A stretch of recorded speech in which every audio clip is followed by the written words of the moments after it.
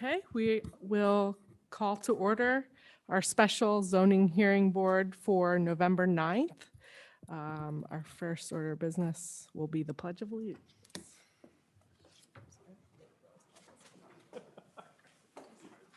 Sorry about that. Pledge allegiance to the flag of the United States of America and to the republic for which it stands, one nation, under God, indivisible, with liberty and justice for all.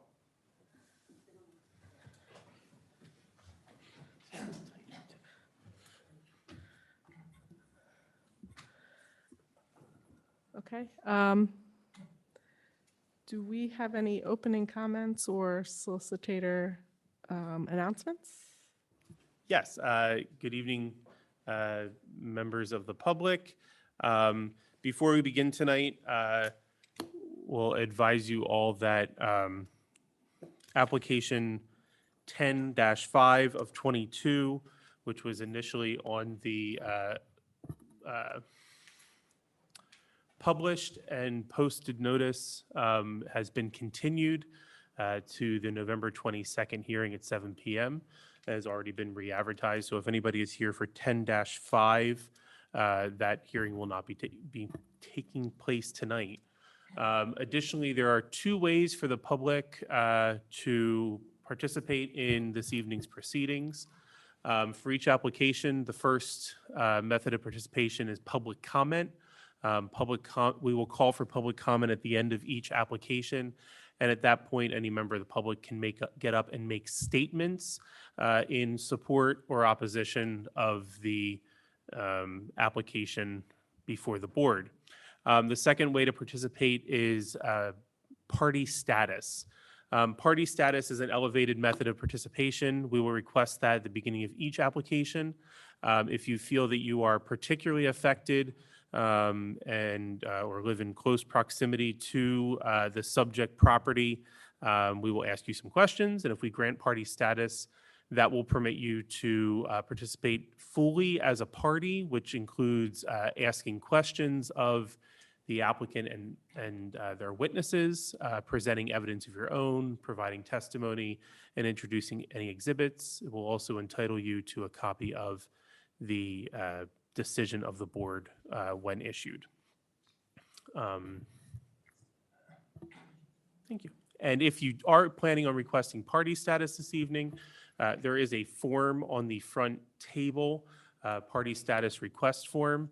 We would ask that you fill that out in advance of your hearing that you're interested in being called, and you will hand that up at that time, and that will give us the pertinent contact information to provide you with a decision or provide you any further notice related to the hearing for which you may be granted party status. Thank you, Peg. All right, we'll move to our hearings. The first hearing is for Appeal 10-3 of 22, application of Brian Rains and Jennifer Herman for a variance from Section 550-41B to permit a home occupations that involve pedestrians and vehicular client traffic, and a variance from 550-8 to allow personal training instruction and violin lessons within a dwelling. The property is situated at 740 Turner Avenue in Drexel Hill, PA. That's the R2 residential district, and it's in the 3rd Council District. Before we begin, the board will enter its exhibits. ZHB1 will be a copy of the application packet. ZHB2 will be a copy of the notice photos, and ZHB3 will be the proof of publication. Are you Mr. Rains and Ms. Herman? Yes. Welcome. Right. Before you begin, I do know that you submitted to the zoning officer and the solicitor's office copies of letters of support from neighbors. The board doesn't accept documents that do not have supporting testimony at the hearing.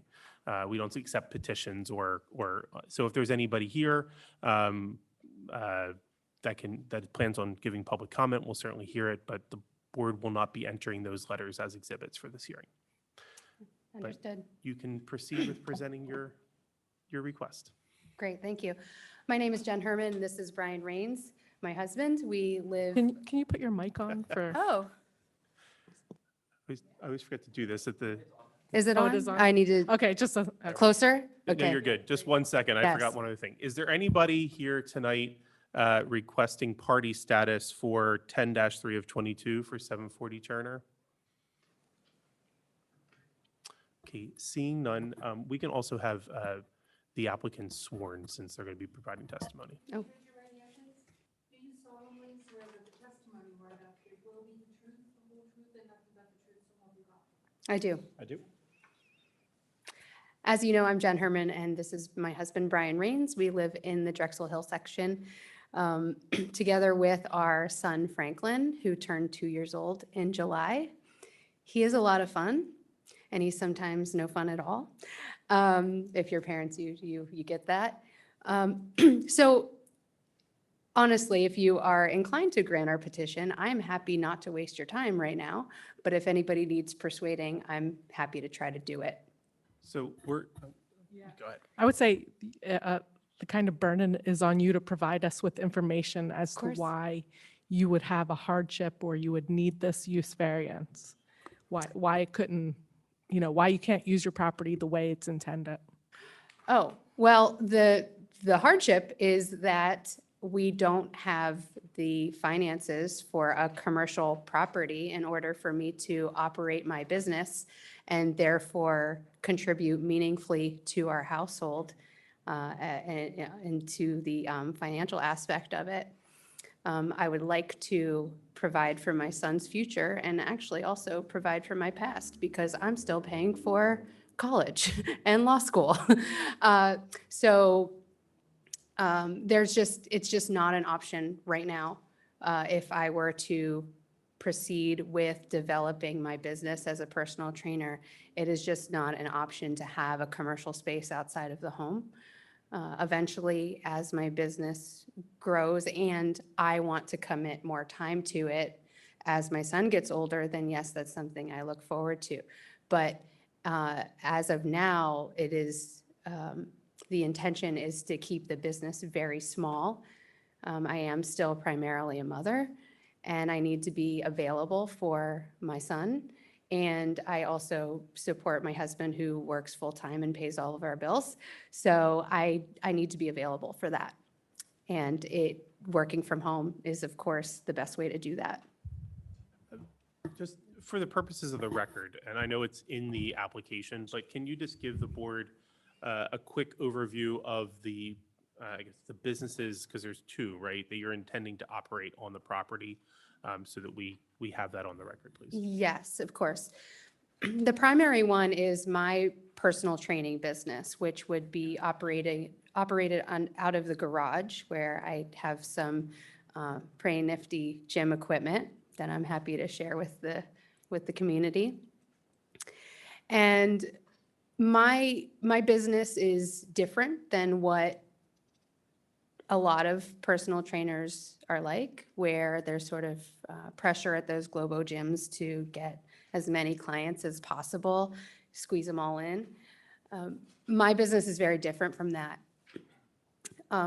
My program is transformative, and it has 4 components. It's exercise, it's nutrition, it's lifestyle, and it's mindset. And of those 4 things, in all honesty, the exercise part is the least important. The part that's the subject of this application is the least important. And the reason for that is because we all have 168 hours in our week. And if my clients come to my house to train with me 3 times a week, and then don't do anything else for their health and fitness for the remaining 165 hours of the week, they're not going to get very far. And so it's going to be my job to support them those entire 168 hours. And that's not at my house. That is at their own homes. And that is providing mentorship with regard to their nutrition and accountability and lifestyle choices, daily habits. I'm here to change lives, really. And you're not going to do that by just coming to my house 3 hours a week. So in order to provide that service to them, I need to be available, and I can't be available if there's too many people. My clients are going to be paying me a lot of money, and the reason for that is because they're going to invest in me, and they're going to invest in themselves and in a better life, in their best life. And in order for me to give them what they're paying for, and to invest in them in the same way they're investing in themselves, I have to keep it very limited. So what I'm envisioning is a small group of committed individuals who are taking charge of their lives and to live their best lives. And I'm going to be there to support them. I cannot have parades of people coming in and out of my house because I owe my clients much more attention than that. And then the smaller aspect is Brian might, I mean, this is still kind of up in the air, but he has given he has sold violin lessons in the past. And as we, ran into some financial hardship, he said to himself, like, well, I can monetize my skills with violin lessons again. And so I don't know if we'll need to do that, but we need to be prepared for it if it comes down to that. Do you have anything to add? No, that sums it up. Can we talk, I guess, more about your business? Yes. How many clients do you have? I know you said you want to limit it, but your application said you could have from 1 to 4 at a time. Is that, so say you have 4, is that for like every day? I know you mentioned, they might only come every couple days, but then is there a second set of clientele that would come on opposite days? Like how many people on a daily basis would be coming to your property? Right. So I also work as a trainer as an employee, so I have other clients that have nothing to do with this. But as far as my own business is concerned, I just got started and I have only 2, and they're a couple and they're a married couple. And at this point, I go to their houses. Their house. It's only one house. So as far as the numbers are concerned, yes, there could be people at my house every day. No, it's not going to be 4 people on the hour every hour. I take my son to school at 9 a.m. and I pick him up at 3, so I won't have clients, at those times. I'm taking care of my son. I can't really, it's hard for me to give you numbers. I just know that there's a lot of work that goes into this that is outside of the gym. And I need to be available for people in that regard.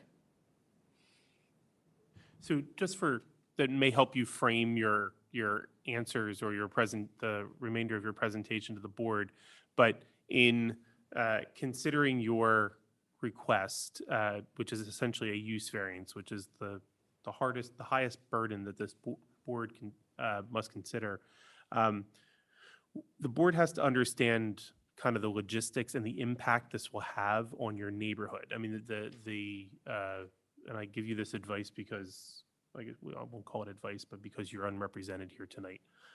So to give you the legal background, businesses that generate traffic, vehicular traffic and pedestrian traffic, are not permitted in a residential zone like yours. So when you're proposing to introduce a business that has people driving to you or walking to you, or increasing the traffic or reducing the available parking on your block, the board has to kind of understand what the impact of that is. So I understand that you have a limit. You're starting this business now, but and you seem to have an endpoint too, where maybe this is monetizable in a commercial space. But in that interim, this relief lasts for forever unless we put a condition on it. The board has to know how this is going to impact the neighborhood. So as you see this developing, can you describe like how often in a day you'll have people there, or you plan to have people there, hope to have people there, and how many times a week, kind of to give us the scope of what that, your plans are for the impact on the neighborhood. Well, I will, and my program includes working out 2 to 3 times a week for 45 minutes to an hour. Oh, yes. My program includes working out 2 to 3 times a week for 45 minutes to an hour. In order to maximize my time, I hope to have overlapping clients so that up to 4, I don't think I can manage more than 4 at a time. But that also requires planning individually for them. So even though, say, there are 4 different clients there, I have prepared 4 different workouts for them. Therefore, I can't have 4 every hour, every day. I just can't. I think a reasonable, I get a reasonable max would probably be maybe 10 clients. Maybe. I don't even think I could manage that many because In a day? throughout the week. No, 30 through. Yeah, Like today was Wednesday. Yes. So how, you're gonna have clients come to your house. How many are coming at a time? Like how many parking spaces are being taken up? Yeah. 'cause So, I- okay.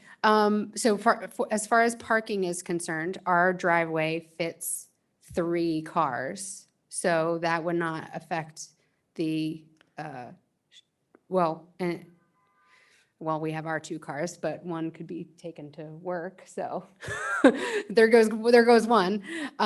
So we have space to accommodate some of the people coming so they don't even have to park on the street.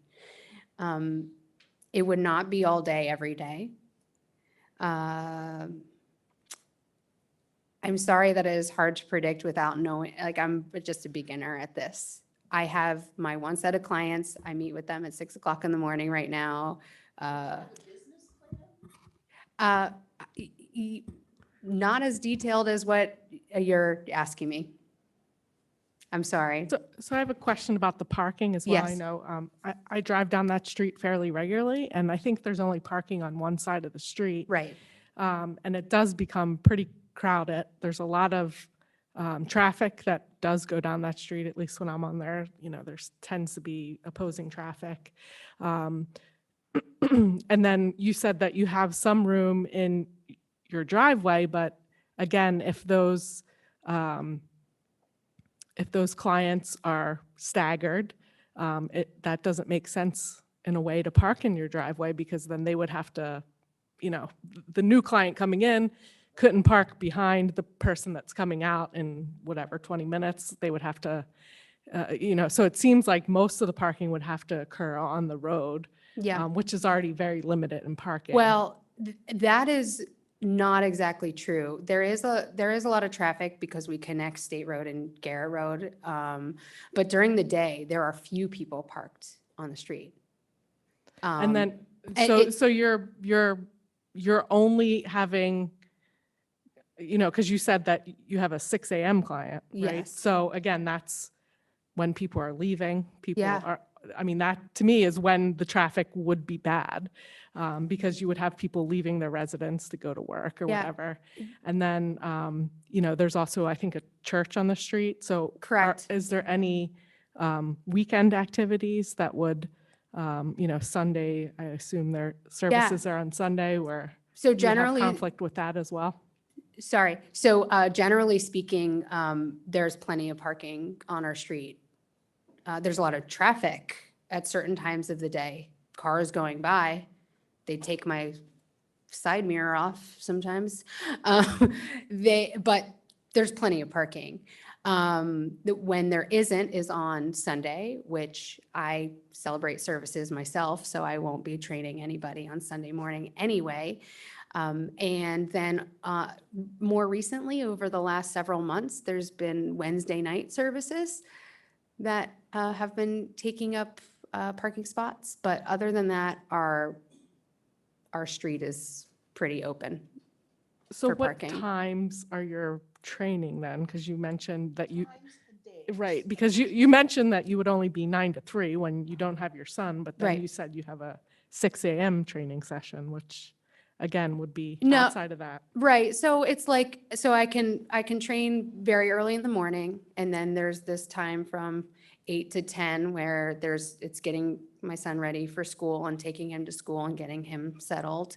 And then I pick him up at 3. So there would be potentially early morning and then during the school day, so maybe about from like 10 to 2:30 are possible hours. It's hard to tell because I need to accommodate my clients' schedules and do what works for them. But all I can tell you for sure is that I don't think I can manage more than 10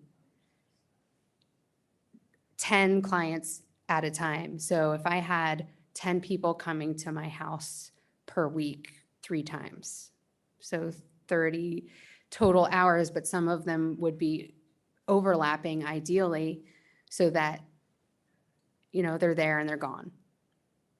So potentially what this could look like is, say, 3 people come, they train for the hour, and then they leave, and then it's all over.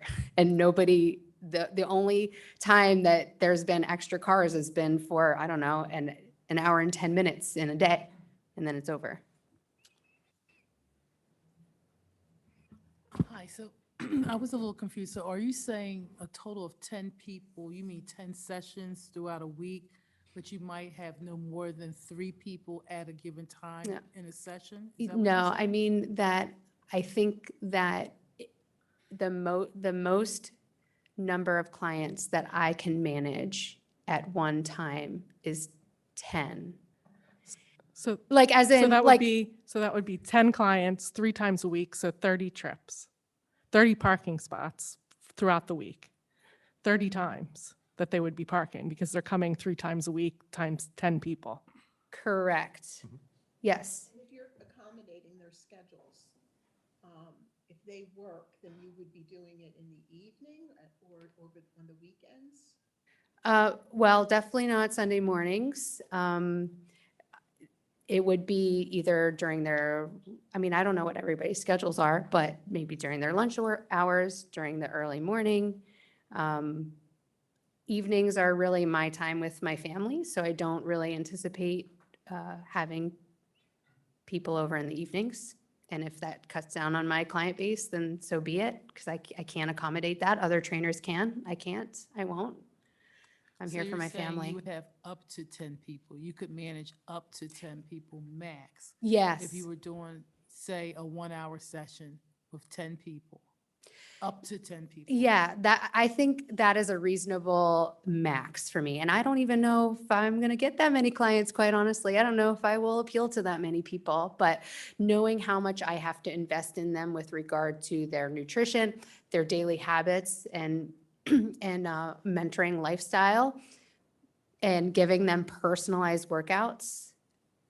This is not a group class. This is not everybody shows up and does the same thing. It's all very personalized.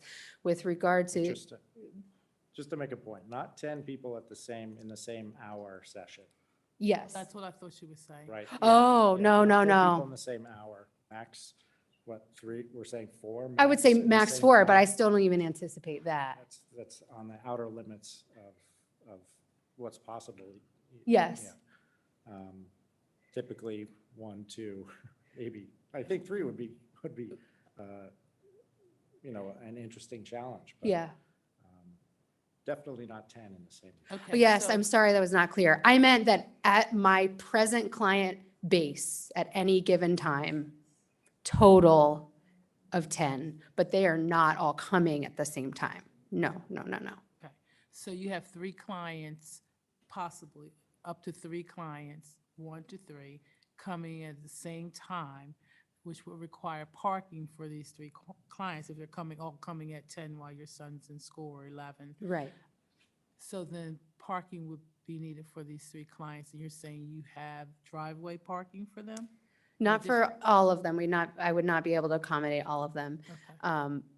And, the reality is if they don't fit, then I just can't overlap them. If there's physically nowhere to park, I can't do it. I'm not going to inconvenience my clients and make them park all, a mile down the street just to come work out with me. I'm more considerate of them paying me a lot of money.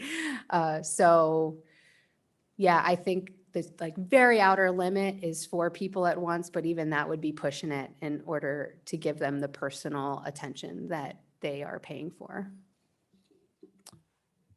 When, I know that I advised you that the board was not going to enter the letters into the record, but you clearly spoke to your neighbors.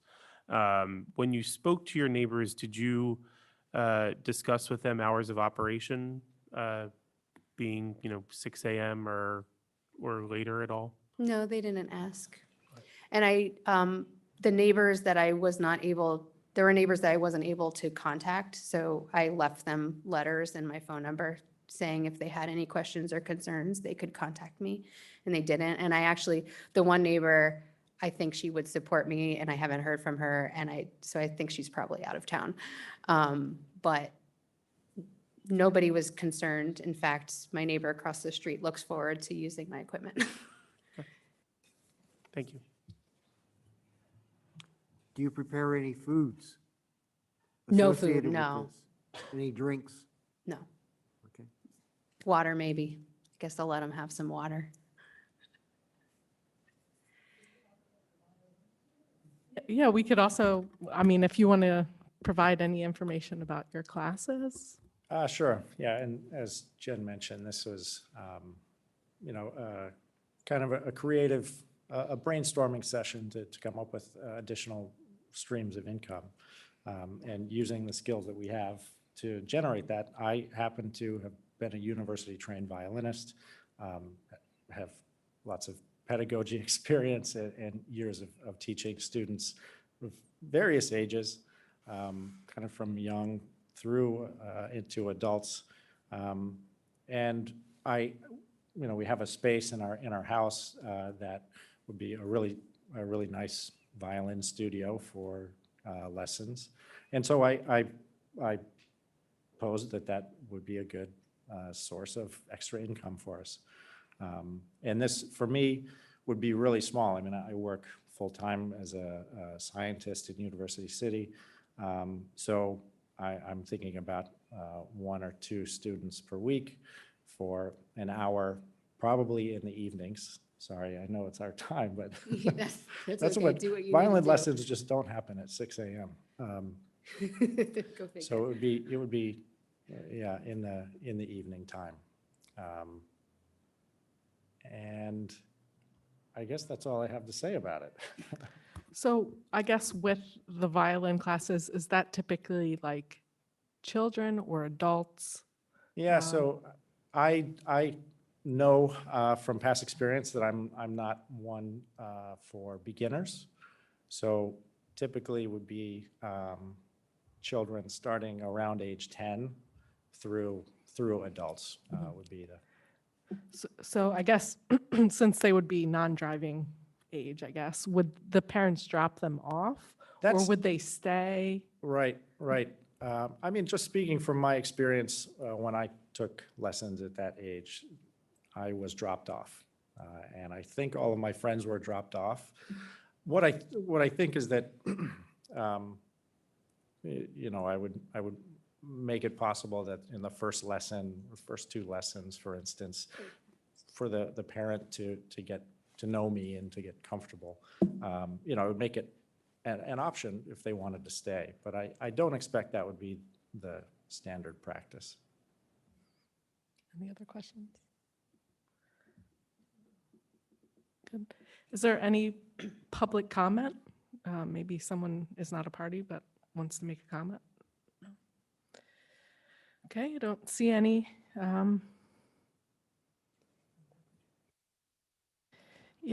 Is there anything else you would like to add to the record? Just sharing a little bit more about us. When we became engaged in 2018, I was working full-time as a lawyer. And for much of my legal career, I loved it. And then I didn't. I really didn't. And it's a lot of hours and a lot of stress. And I was not my best self at that time. I don't even know how he agreed to marry me because I was not my best self and I was not my best, the best daughter, the best sister, the best friend I could be. Clearly needed a change. And he's, on the other hand, a committed scientist, passionate, also has a job that allows him to have a reasonable work schedule. So it really made sense when we were planning our life together and growing our family for me to be the one to make a change. And, but we didn't know how to do it because we were living in central Jersey in our big old mansion house. It was not a mansion, but for us, it was very big. It was 6 bedrooms and built circa 1900. It's very cool, but it required 2 professional incomes to pay for that. So, but we got our chance when his job was unexpectedly relocated to Philadelphia. That was a tough time. We were planning our wedding, which was cool, but also expensive and stressful. And we had no equity in the house. And turns out our house had sewer problems we didn't know about. They were not a big deal to us. And then they became a $40,000 big deal and we lost money on the house. So it was very stressful. And, but at the end of it, we were very, very blessed to find a home that we really loved in Drexel Hill. Also pretty old, has the character that we really love, and it was affordable. And we could manage it with only 1 income. But that's all we're doing is managing. We're not thriving. And I need to be able to contribute more significantly to our household. I am very lucky to have my husband support me on this, both financially and encouraging me and making sure that I know that I can change lives. And I do know I can do that. And while my business is not a charity, I do hope to make a positive impact on our community, on people being able to live their best lives and to get out in the world and do the things that they love and that what makes them happy. And I want to do that for my neighbors, and I want to do that for this community. And I hope to become more involved too with maybe some, events in the park or whatever to encourage health and happy lifestyles. So it's important to me. Also, my dad is a small business owner, and I know he's very proud of me when I became a lawyer. I don't think he's super happy with what I'm doing right now. So it would be very special for me to be able to make him proud again, and to change lives, be a supportive wife, and be an attentive mother, all at one time. Thank you for considering our application. So let's assume that you get 10 clients spaced over a week. How long do you foresee needing to work out of the garage before you would be able to afford commercial space? Well, you started looking at the rent. Yeah, the rent for commercial space is pretty high, and considering the remodeling that needs to happen to make it a training kind of space, I think at minimum, it'll take a while just to make a steady profit from any new business. Right. So I would say 2 to 3 years at least. Right. And I think it would be, excuse me, I'm getting over a cold. It would be important for our son to be in school. Like he goes to daycare now, so I think he would need a school schedule. So what is that, 5 years old?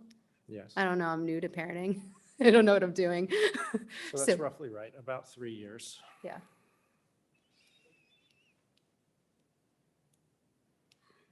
Sorry, we had to kind of talk that out. Yeah, I mean, listen, I think what you're doing is good. It sounds like it's very good for you, mentally. The way that I have to look at it is, it's almost not about you and your business or your, your passion, I guess. I have to look at it like logically with the parking. I do have concerns with that many trips, in a residential district. I mean, I know you, you mentioned, you know, it's only 10, but they're coming 3 times a week, that's a significant burden on the neighborhood and the parking. And I think there is parking issues on that street. I've been down it many a times, and I think, when you're looking at this type of business, a lot of people do want to work outside of, their traditional business hours. So you're looking at the mornings. I can't see how they would not want to work out after work, again, where, it could be a parking problem. So, I mean, for me, I don't see that this use really fits in with the character of a residential neighborhood. As far as the violin lessons, I mean, I can see that where, it's really, just a drop off. Typically, it's a drop off. Maybe you would have someone come every once in a while, but for the most part, it's a drop off situation where you're not really impacting the neighborhood the way that the personal fitness business, I think, would. And I think, I guess if I would have to make a motion, I would vote to deny the application for the personal fitness, but allow the use for the violin lessons.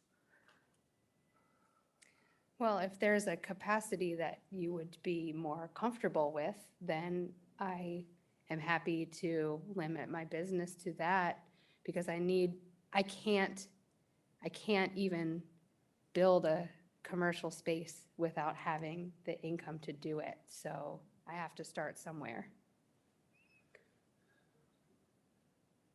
So if there's an outer limit that you're more comfortable with, then I'll start there. Even if it's. I just don't know how we would regulate that.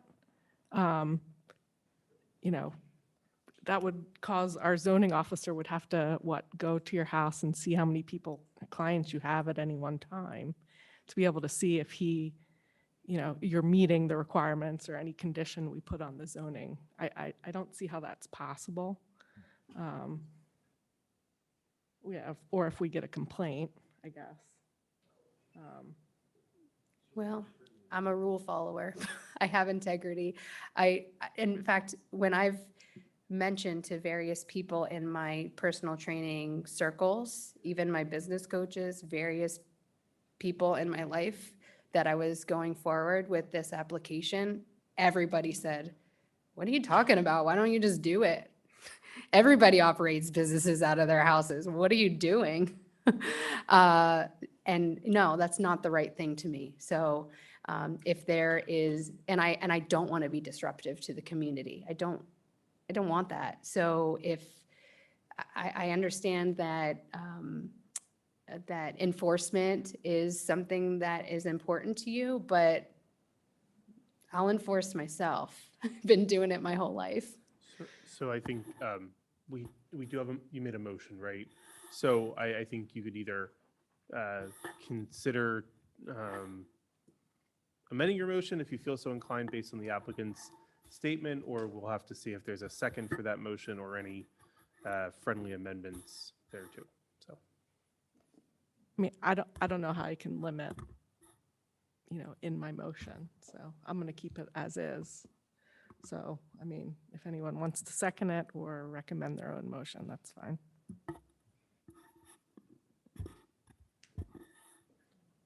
do you have a question for me?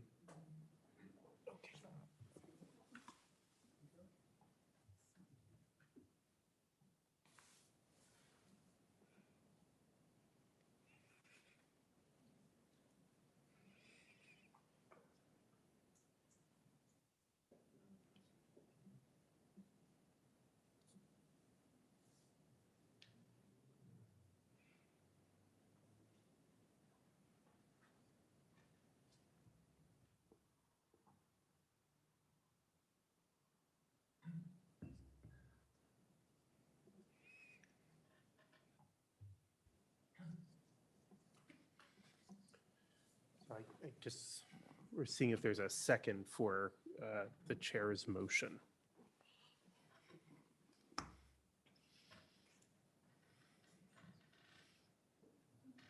Or in the alternative, another motion.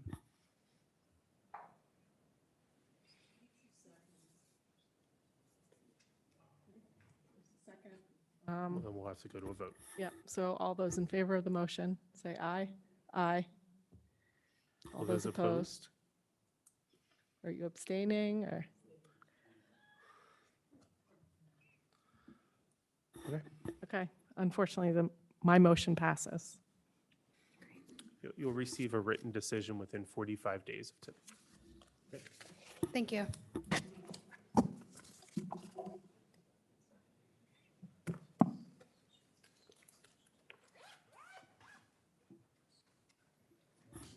Back to my agenda. Okay, the next appeal is Appeal 10-4 of 22, application of Nicholas and Francine Civilico, sorry, for a variance from Section 550-40B1 and Section 550-49 to allow a gazebo to be placed in the required front yard. The property is situated at 626 Vermont Road in Drexel Hill, PA. It's in the R1 Residential District and in the First Council District. Great, procedural, so we have two. Which one's Mr. Civilico?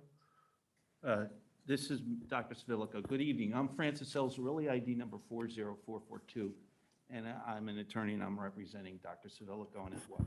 Okay. Can we have Dr. Civilico sworn, please? Oh, He's going to swear you in. Do you solemnly swear that the testimony you are about to give will be the truth, the whole truth, and nothing but the truth, so help you God? I do. So the first exhibit the board will enter is ZHB1, which is the zoning application packet, and ZHB2 will be the proof of publication. Before we go any further, Dr. Civilico, did you post the notice posters on your property? I did. When did you post those? 2 weeks ago, October 26, I think it was. And have they been up the entire time? Yes. And did you- I had to pick them up a couple of times, but yeah, they've been there the entire time. but generally, or whether they, Yeah, if yeah. they came down, you Like it put them back rained up? and that kind of thing, yeah. And did you take pictures of the posted notice? I did. And- I emailed them to Joshua, and I also have copies here if you want to see them. I mean, do we have the pictures? Yes. Okay. They're not, Um, are they- so Okay, that's they're not in our the- folder. they're not in our They're not in the packet, they're separate.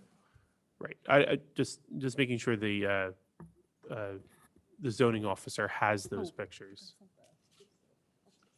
Josh, do you have? Okay. I do have the pictures. They were sent to me on Tuesday, November 8th. So that's why they're not updated. We weren't here yesterday.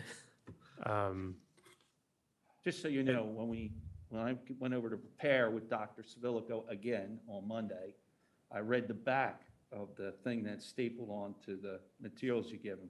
So on the back, it says to email it to Joshua. So that's why we emailed him later. Okay. I find no reason to find at this point Dr. Civilico's testimony uncredible. So without the board's objection, I'll enter those notice photos that were received yesterday as ZHB3. oh, okay, I agree. And then before we let you proceed, sir, If you need us to do it again, we'll do it again. well, it has to be at least a week before the hearing, so. Well, it was done, we- it was done when you gave him the notices, when you changed the date. You did it right when you changed the date. Understood. That's why I asked the question. So we had that on the record since we didn't have them a week in advance. Before we begin, are there any members of the public who are requesting party status for this application? Okay, seeing none, you can proceed, counsel. Thank you. Dr. Civilico has been a member of this community since 1982. He originally had his practice at 1412 Bywood Avenue in Upper Darby. And then in 2015, he purchased the property that was over on 626 Beaumont Road. This is a corner property that is on two streets. It's on Beaumont Road, and then on the side is Bloomfield. And because of your ordinance, both yards on both streets are considered front yards. The primary front yard residence is the one on Beaumont Road, and the house is set back, way back from the road. And then the second front yard, so to speak, under the statute, under your ordinance, is on Bloomfield, and that's what creates the issue. So the doctor, when he bought the house, did a number of renovations, including outside. He put hardscapes there, E.P. Henry. He did all these things to make it beautiful. I don't know if you've ever driven by it or seen it. Has a beautiful sign, beautiful signage, beautifully landscaped when spring, summer, and fall, when their flowers are in bloom. And what he wants to add is a gazebo. He's went to a company called the Amish Country Gazebos. And I believe that one of the, picture number 4 there shows the gazebo. And he selected the smallest gazebo there is. This gazebo is 8 foot by 8 foot in the width. And he would have these folks paid to do the laying of the foundation correctly, the way it's supposed to be done to put this gazebo there. It will not have any access to the public. He's paid extra money to put where the opening would be to go into the gazebo, to put another side to it so you can't get in it. So it's not an attractive nuisance anyway. There would not be any seating inside. And his primary purpose is aesthetic and to add flowers and things to it at different seasons to make it look good with the property. So its primary purpose is beatification of his home and the neighborhood. Now, in the picture, the first picture that you see he had drawn, it's 120 feet off of Beaumont Road. And when you go back the 120 feet, it's also 6 feet behind the front of those 3 windows where the flower garden is, so it's 6 feet back. Now, if it wasn't on Bloomfield on the left, it'd be no problem. We wouldn't even be standing here. But because Bloomfield's on the left side of that hedge, that's why we're here. The hedge is typically 6 to 7 feet, and when it grows, it can be as high as 8 feet. He constantly cuts it down. So as far as Bloomfield goes, you're probably not going to see the gazebo except maybe the top from the road. So it would be located 40 feet away from the outer curve going into the property. So it's way away from the street and way away from attracting any kind of an issue. It's for beautification and to add to his property. The second photo shows more clearly the hedge. It shows more clearly on the left side of Bloomfield. That's the road. And you can see already the beautification, the hardscape in the corner there where he has his sign. That little ball on top of that post is his sign. And I don't know if any of you have ever driven by it. It's very, very aesthetically pleasing to the eye. Sir, The fence is, yes, sir. not to interrupt you, but just so I'm clear, are you giving an opening or making an offer of proof? I'm Well, sorry? I thought you wanted me just to explain it to you. I thought that's what you were looking for. So is this Treating it an like- opening? Are you You're planning treating on? it like a formal hearing? Is that the way you're? Yes, that's how we All right, conduct. then those no, hearings. then I'm done with my opening. You're welcome to make an offer of proof. I wanted to be clear. Well, that's what the doctor's going to testify to. Okay. You want me to begin questioning him? Or do you want to question him? Or how do you want? So you're free to continue and have your client, if you plan to have your client adopt your testimony as his own, we're fine with that. I just, Or I can ask him all the questions. or one you at can a ask him time. all the questions. That's your choice. Do you adopt everything that I said as your own? Absolutely. Okay. Well, except for, it was 1973, not 82, but that's a small point. Oh, I'm sorry.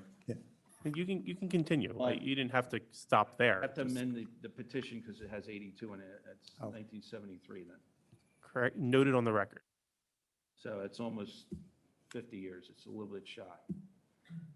I married a girl from Upper Darby, and I've been here ever since. So we're married 50 years, and we've lived in Upper Darby Township for 50 years, and I practiced in Upper Darby for 46 years, with the exception of 2 years when I was in the Air Force.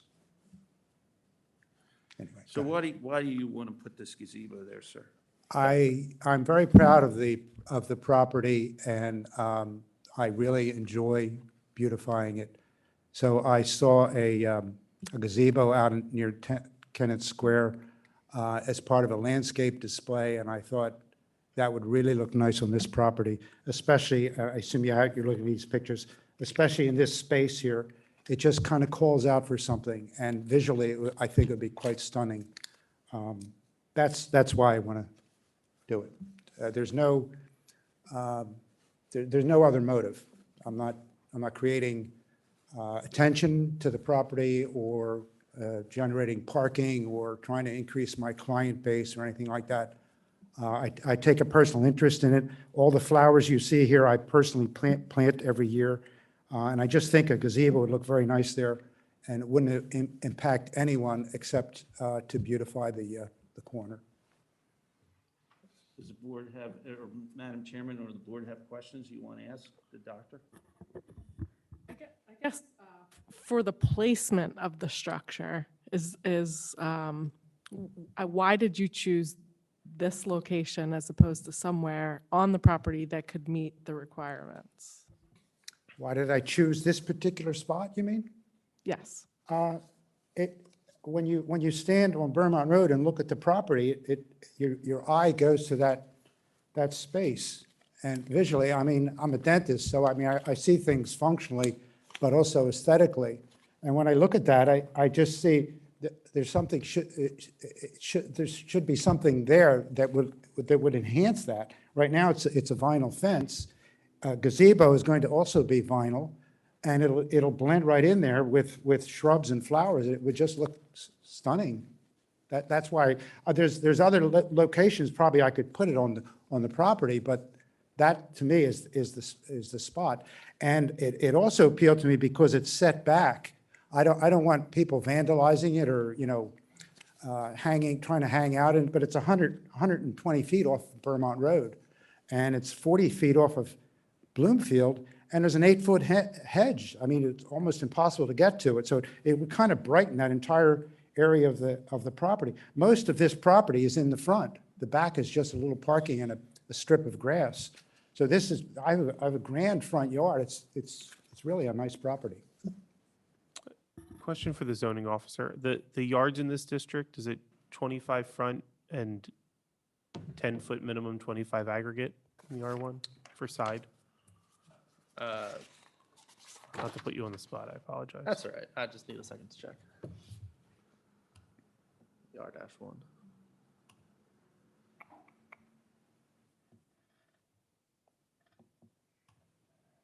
So as far as building setbacks go, it is a 25-foot setback for the front yard, and then for the side yard, 25-foot aggregate, 10-foot minimum, and rear yard is 20 feet. So he's 40 foot back, right? He's 40 foot back from I'm sorry, the one's Bloomfield and 120 from Vermont, to give the board some. So he would be within the setback, the front yard setback, or he would be outside of it. Right, so this Setback. is actually an accessory structure, so it would fall under a different section of code. This is more for just building. It would fall under, we have a section for accessory uses that says it can't be in the front yard, and this is technically considered a front yard. Okay, so it can't be in front of the primary structure. Exactly, Okay. right. And because it's in a residential district, that's like someone putting their shed on their front yard. Right. You would go, whoa, what is that? Yeah. So functionally, your property fronts which way? So like, On the picture, front is Vermont Road. You see the distance in This- either the first picture or the second picture, all that grass? That's 120 feet. If you walk from the end of the curb all the way back to where he wants to put it, it's 120 feet, which is 6 feet beyond the plane where the building begins here where the three windows are with the red shutters. It would It's be, either it would be in my, it would be in my side yard if Bloomfield weren't there. Right, that's what I was going Yeah. with, the front of the house. Yeah. Although Yeah. you have two front yards, The- functionally, this- the front of the house. The front is on Vermont, for sure. So even on Bloomfield, it's 15 feet beyond that 25-foot set-off back towards the building. Yeah, I think the issue wasn't the distance, which was what I was going with first. The function, it wasn't an issue with the distance, because you are distance, you're fine. It's, We can check that. yeah, so it's just the fact that accessory structures can't be in front of the primary structure. So your building, whether it's the the Bloomfield side or the Vermont side, both of those are front of the building. So technically, that's what the variance is for, because the shed is in Correct. the front Correct. of the property. That's what it's for. But the Is front- that, is that what front- the variance is for? Is that what you're saying? Or, We're getting the variance to get around okay, the issue if they permit it. Just so you know, when you see the first picture, you'll see the scaping along the side there as it winds. That's, as you pull in off of Vermont, that's the way you drive into the property. And you park on the right-hand side of that, so it's not even in the photograph. yeah, it's way over Where you see here. that scaping there along here on the first photograph, where he That's, drew in the distances. Page 8, if you have that. So all the parking's on the other side of the property, not near Bloomfield. And it also has some parking in the back next to the garage. On the left side, there's about 3 spaces. And then there's a long driveway to get out to Bloomfield. And there's nothing along that driveway except a sidewalk which parallels it up to the back door of the house. Really, that's their back door to their house or to the Okay. property. Yeah. Any other comments from? There's nothing board that looks members? like the front, beyond that white picket Right. fence on that side, there's just a driveway and a door into the back. There's nothing that aesthetically or otherwise looks like a front doorway. Even though it's because of the street, I know, I understand the Mm-hmm. Right. variant, the code that we're talking about, the code section. Any other board member comments? Any members of the public have comment? Okay, I will make a motion to recommend, to approve Appeal 10-4 of 22. Do I have a second? All those in favor? Aye. 3-0, motion passes. Okay, thank you. Once he puts it in, do we communicate with the board or with Joshua to have him come and inspect it? Yeah, Is that you'll the way get a it is? written, oh, sorry. You'll get a written decision from our, once we write that up, and then Josh will be, So we'll just stay in contact with you? Yeah, When they so- come and do the hardscaping, you'll come out and pre-inspect and post-inspect? Yeah, just, you'll get a building permit, just so You we have can to make get- sure yeah. that it's put up correctly. Thank you very Sir- much. Sir, do you have a Thank card, or if you don't, can you provide your information on one of our party status sheets so I have your contact information? Thank you. Just include your email. Do you want me to give it to you? You can just put it on the end of the Thank you. dais. Thank you. all right? Thank you. So,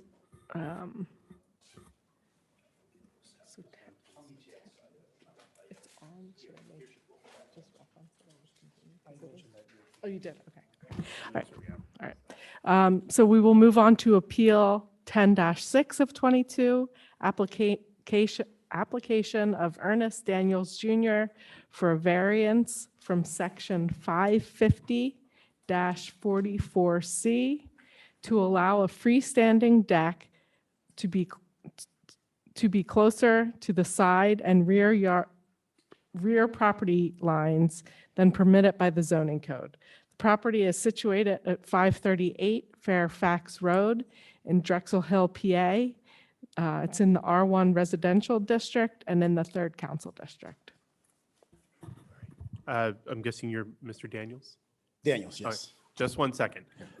Before we begin, the board will enter the following exhibits. ZHB1 will be the application packet, ZHB2 will be the notice photos, and ZHB3 will be the proof of publication. Can we have Mr. Daniels sworn, please? Will you raise your right hand, please, sir? Do you solemnly swear that the testimony you are about to give will be the truth, the whole truth, and nothing but the truth, so help you God?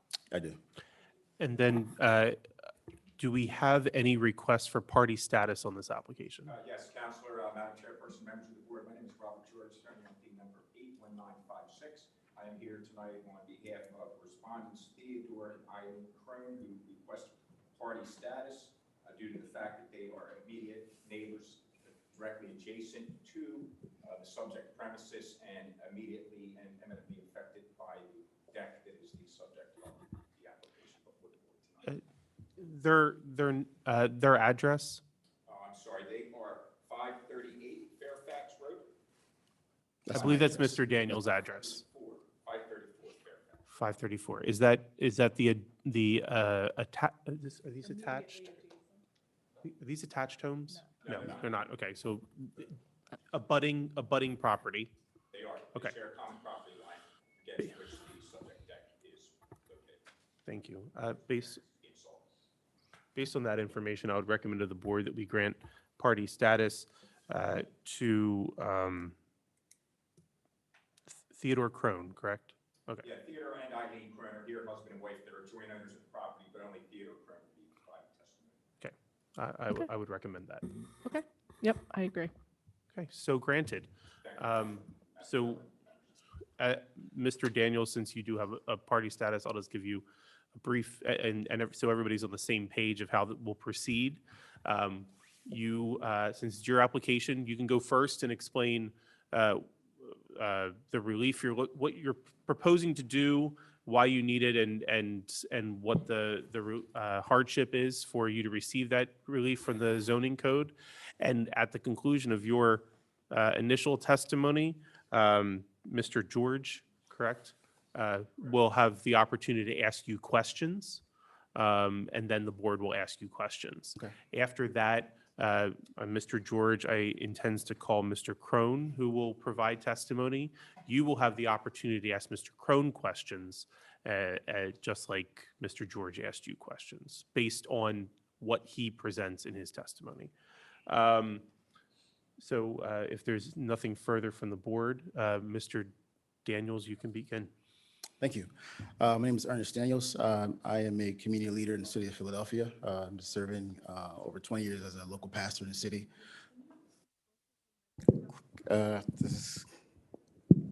Just been down, or is that good enough? It's a little Okay. better, yeah. Can I lift it Yeah, up? slower, yeah, sure. I can pick it up, okay. Okay, all right. That's good information. My name is Ernest Daniels. I serve as a community leader in Philadelphia as a pastor for over 20 years. Military veteran, 8 years, 2 tours of duty. I moved to Delaware County about 8 years ago. Prior to that, I lived in Philadelphia. Upon moving to Delaware County, we thought it was a great place for my family to be raised and kind of take roots. About 3 years ago, I decided to stay put in Delaware County. I was really tempted to kind of move back to Delaware, but thought my wife and kids were kind of thriving in this community. Didn't want to rip them up and take them from their community. One of the things that I do, everything that has shaped my reasoning or my why is really community and people. Right now, I serve on a few boards in the city of Philadelphia. One of those boards has to do with the number of homicides in the city of Philadelphia, where I host about 15 to 20 fathers of victims who were killed by gun violence in the city of Philadelphia. I also host a team of young teenagers who are from the urban context in the community. I'm also part of a group that provides for military veterans as myself to host. When I decided to build the deck, I had no recollection of understanding all of the parameters in which you ought to do it. I sought out some counsel from a friend of mine who's also a military veteran, who's also a contractor and a construction worker. He came to my house, kind of measured things out for me. He says, I'll take care of the permit. That's all you need, and everything will be great. To my knowledge, I had no understanding of the other variances or the property lines that I'm learning now. So in doing that, my contractor went, paid him to do the work. It wasn't halfway until the work was being done that my contractor came to me and said that he was kind of being asked questions by our neighbors. They were walking to our property, kind of question him, and he just wouldn't answer because he felt that it was a violation of just where he was, and he was only being asked questions because of who he was. So from that standpoint, I said, hey, if there are any questions, just send them my way. I'll be more than happy to converse, answer questions, or to follow up if there are things that need to be done. I'll handle that on my end.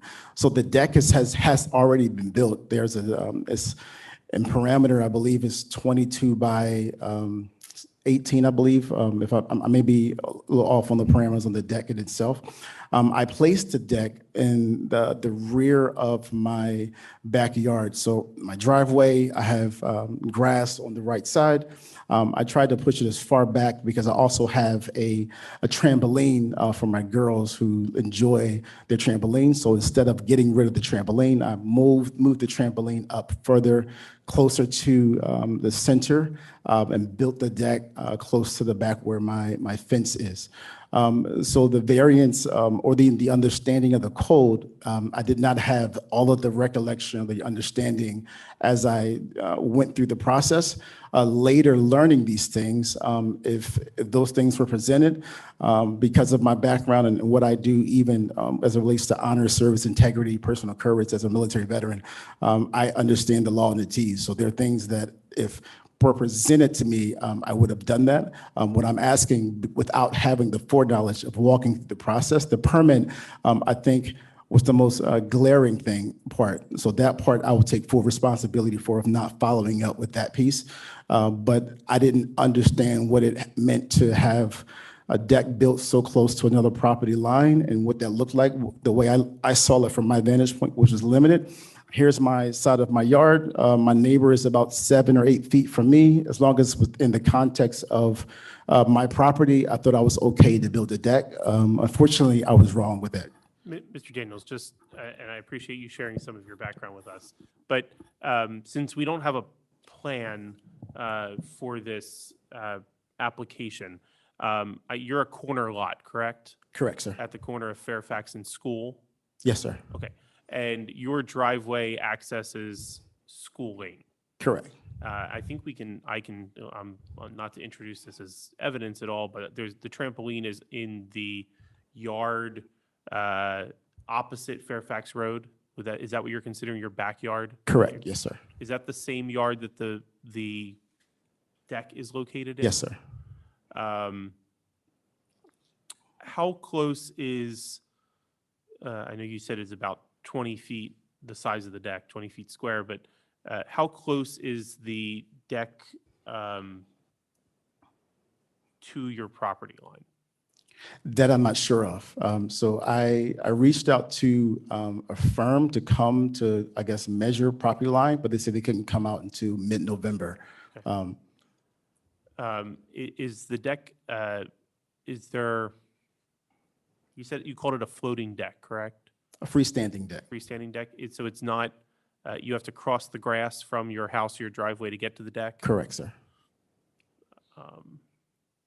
Is there, I guess the other last question I'll have, and I'm sure these are just clarifying questions. Is there a fence at all in your backyard?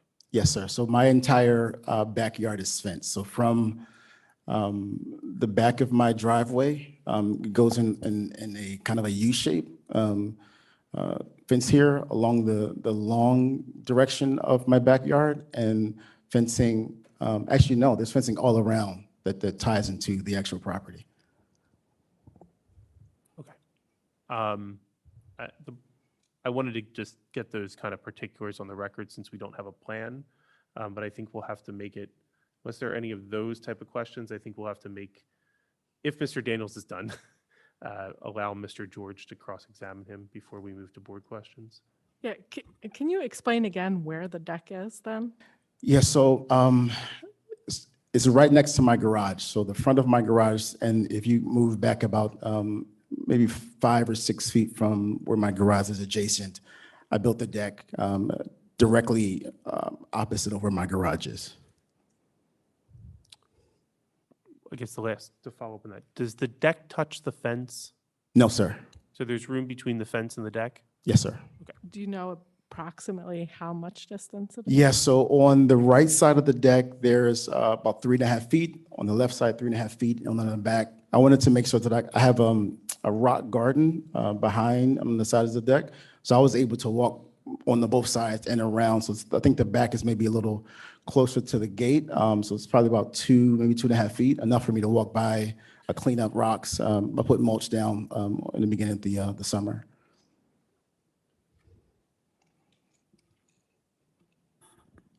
Mr. Daniels, do you have anything else you want to present in your case in chief before we move into other questions? Yeah, the only other thing that I mentioned is literally, I think when I was asked before by an attorney, like, why did you build the deck so big? I think that was, he said that may be an issue of the bigness of the deck. I didn't have a concrete answer as to why. I just knew every Sunday I host 15 to 20 people from my community. And this is a great space to be outside, to kind of hang out. And so all of those things that I am trying to do are aiding in the development of the context of my community. Okay. Mr. Daniels, thank you. Mr. George, you can feel free to ask Mr. Daniels any questions on cross-examination. Thank you, Counselor. It's okay if I sit here as long as my voice projects? As long as the board and the court reporter have no problems hearing you. Okay, let me know if you do. Mr. Oh, Daniels? I'm sorry. What? I want to get him on the microphone, though. Oh, for the okay. So, so if you want to come up to the seat and on the dais here and turn that microphone on. Would you like my client to come up as well? At this point, this is just cross-examination. When your client testifies, he can stand at the podium. Okay. May I proceed? Yes. Thank you. Mr. Daniels, what is your understanding as of this evening of the relief that you require in terms of actual feet in either direction? And by either direction, I mean, what relief do you need by way of a variance from the rear yard setback? What distance in terms of feet in relief do you need from the side yard between your property and my client's property? Let's take the rear yard first. How many feet do you need? Could you say that question again? I'm trying to understand the question. The variance that you have pending before the board this evening, as far as the rear setback is concerned, how many feet are you requesting by way of relief tonight? That is really hard to say because I don't know where the property line ends or where it starts. So do you know what's required by the applicable sections of the code for which you're here tonight seeking a variance? no, that's what I said in my initial statement, that I had no recollection of the distance between the property line or how far it had to be from the property line. All right, did you review section 550-44C? After the fact, yes. Okay, and specifically, did you review paragraph 7 of that section, which indicates standards for freestanding decks and patios? Freestanding decks and patios, this is a freestanding deck, correct? Freestanding decks and patios may be located in the rear yard only and must be set back at least 10 feet from the side or rear property line. Are you asking me, did I read that? Have you read that I'm before pretty tonight, or sure I've read that, reviewed yes, yes. Okay, so based on my reading of that section, would you agree with me that you're required to be at least 10 feet from the rear of the property line? Yes, according to the document, correct. Okay, and based on my reading of that and your understanding, would you agree with me that you're required to be at least 10 feet from the side property line, that property being of my clients next door? 10 feet from your client's property line. Yeah, the outermost part of your deck on the side has to be at least 10 feet from the side property. Correct, line, correct. Yeah. Okay, and you said you think it's about 3.5 feet? No, I don't think it's 3.5 feet. So where my gate is, there's about 2.5 feet from within the context of my gate. Outside of my gate, I have about a patch of grass that's about 5 feet long. And outside of the grass, then there's his driveway. All right, let me be clear. Yeah. I'm specifically asking in terms of the distance between your deck and my client's property line. Correct. You indicated in your direct testimony you think it's about 3.5 feet. No, 3.5 feet from my gate. That's what I mentioned. 3.5 feet from where my gate is. I have a gate that's in fence in my. I don't want to know about the gate. The actual Well, deck. I understand what you don't want to know, sir, but I will answer your question, and that I won't tolerate, sir. So, like I said, it's 3 feet. It's 3 feet. Hold on. Could the witness Please speak? do not argue with him. He is unrepresented. Please allow him to finish his answers. Go ahead, sir. Like I said, it is 3 feet from my gate to where my deck is, and I have about additional 4 to 5 feet of grass before you get to my neighbor's driveway. All right. As far as the area between the side of your deck and my client's property line, you mentioned a fence that goes around the entire rear of your Correct. property, correct? Is it your understanding, would you agree with me that that fence delineates the property line between your yard and my client's yard? No, sir. If you know. No, sir. It doesn't, or you don't know? I don't think it does because have you been to the property, sir? I've seen pictures. All right, so the fence is, they're still on my grass, in the front of my grass, so it goes around. So there's another 5 feet by, 20 feet long grass that I have on my property. All right. Are you able to get a lawnmower in between the section of grass between my client's property line and the edge of your deck, running along the back length of your yard? I can get a riding mower doing that because I have a landscaper who, And you've done that? rides a mower up and down that side patch.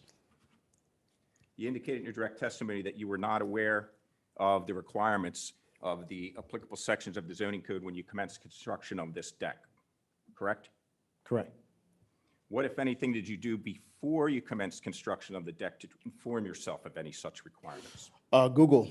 I Googled, I talked to a few of my colleagues, friends, military buddies who had decks built over the last 10 plus years, both in Philadelphia, Montgomery County, and Delaware County, and just got some information from them. All right, and did any of them indicate to you that there might be requirements that you need to comply with and would? The only one of my guys mentioned that you may need a permit if it's attached to your house. Like I said, all of these guys are just kind of novice, just like I am. But I can hold myself responsible for not reading or not seeking out counsel on what to do and navigate the space.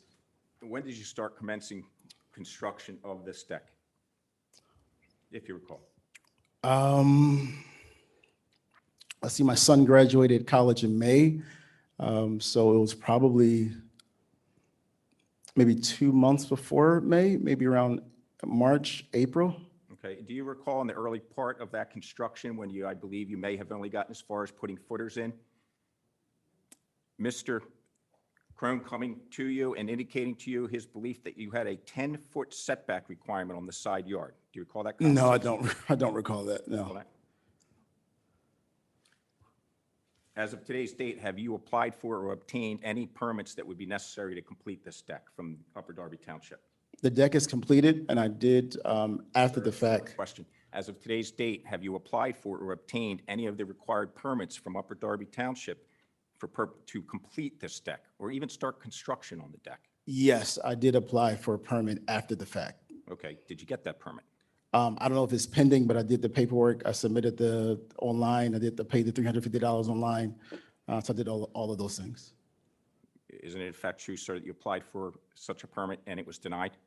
I don't know if it was denied. I can't speak to that. I'd ask the zoning board to take judicial notice. I believe that the township officials would have records of the status of any such permits. My understanding, it was applied for and denied. So as of tonight, sir, you do not, as far as you know, have a permit, any required permit for this deck from the township of Upper Darby? As of my knowledge, no.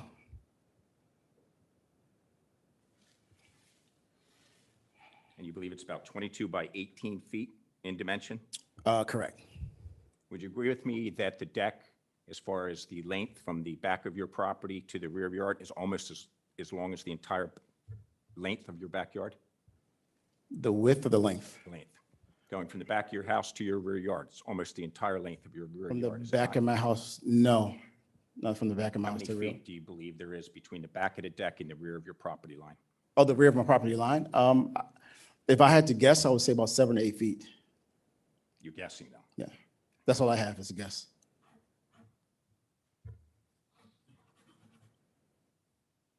Any other neighbors in your immediate area have a deck as large as yours in their rear yard? On my block? Anywhere in your immediate area? Anybody have a deck as large as yours in their rear yard? I don't spend a whole lot of time If you know. in my, yeah, that I can't answer for you for sure. Okay, so you're not specifically aware of anybody else in your neighborhood that has a deck as large as yours in their backyard? I'm not specifically aware of anyone that has a deck in my neighborhood. And you do acknowledge it is a large deck? It is a large deck, I correct? believe you indicated in your testimony that one of the counselors you had consulted with was asking you why you felt the need to build such a large deck. Absolutely, yeah. You really didn't have an answer. You don't know why. I do have an answer, sir. Well, you indicated in your direct testimony that you weren't really sure. other Yeah, than I didn't know routine. I didn't know what answer to give to someone who didn't understand the context of which I do for a living. Yeah, correct.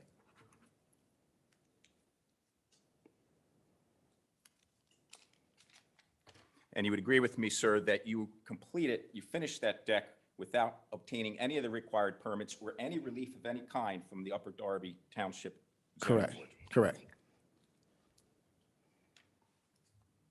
Before you commenced construction of that deck, did you approach my client to discuss your intentions and plans with him? No, Did my client at some point indicate to you his objections to you building the deck so close to his property? objections. I remember him asking questions. I'm not sure if there were specific objections as to why I'm building a deck in the back of in the backyard. Okay, I believe you did indicate during your direct testimony that my client did approach one of your workers and was expressing concern about the deck. But not to me. You asked if he asked me. That's what you But just knew. asked. According to your testimony, one he of your asked the workers worker. told you Hold on. that. One person has to talk at the time, apologize. or our poor court reporter cannot create the record. So please have consideration of her. Correct. Thank you, sir. I apologize for that. Let me just try to restate it. You did indicate during your direct testimony, sir, that one of the workers you had on site at the early part of the construction had advised you that your neighbor, my client, had come to him and expressed concerns about the deck, but he did not feel comfortable answering the questions. Yes, but he didn't tell me which neighbor it was. I have 12 people live on my block. He said a neighbor, one of your neighbors. Okay, but you only have one neighbor immediately next to you. But I had 6 people that walked into my driveway, asked questions about my deck. What, if anything, did you do to inform yourself of what neighbor was expressing concerns and what those concerns were? I did ask one neighbor, and that was probably the neighbor he just moved. His name was Nam. I know he came over a couple of times and was talking to the contractor. So he's the only person actually face to face was able to talk to and kind of get us whatever questions he had. But in terms of the neighbor that your worker came to you and said was asking questions, what did you do to find out which neighbor that was and what that neighbor's concerns were? Yeah, I didn't go on a manhunt knocking on doors asking which neighbor So had a question about. You never had a conversation with my client about his concerns about your deck? No, And you started the construction of that in around March of 2022? March, April, yeah. And you haven't sought relief from this board for the variance that's before the board for Mr. consideration George. tonight until October 3rd, 2022? No, that's incorrect. When did you file the application for variance? I'm not sure when I filed the variance. I think I had 2 of them. The first one I did wasn't filled out correctly. And I know I missed a few deadlines with some personal things going on that I could not attend. So, yeah, I think I did it twice, maybe 3 times. All right. Do you remember when the first time that you applied to the Upper The first time I got the notice. So I got the notice probably Gotta let me around, finish. I Gotta let me thought you were finish. done. Do you remember the first time you made application for a variance? The date? I don't. Okay, but the application that is before the board tonight, you would agree with me, was filed on or about October 3rd, 2022. That was the last one I filled out completely, correct. That's all I have this time. Thank you. Thank you. Before, I'm sure the board has questions, but if I may at least help us a little bit, ask a couple questions of the zoning officer. I'm going to put you on the spot again.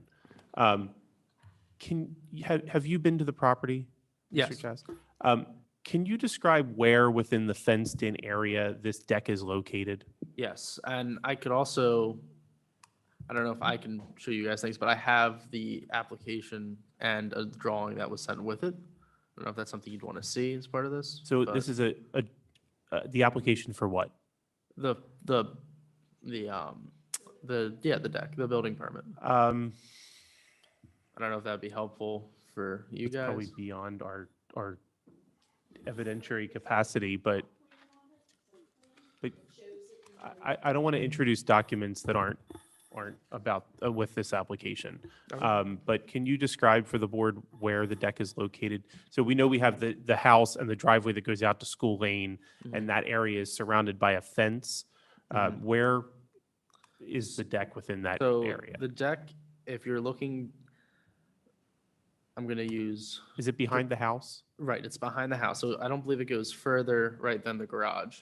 So it's between, I think, the edge of the garage and a few feet from the neighboring fence. And it kind of fills that middle in almost like a perfect square, if that sounds Correct. roughly correct.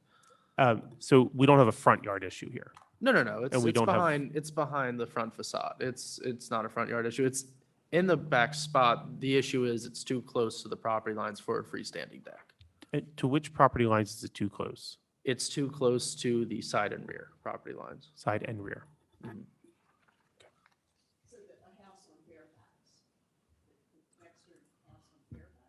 It would be both. So on the one side, it would be, let's see, that's Gainsborough? 537 Gainsborough. On the other side, it would be 534 Fairfax. So depends, right? It's a corner lot, so it depends which one you want to consider the rear and which one the side. Doesn't really matter. Because it's the same, it's 10 feet from either. If that makes sense.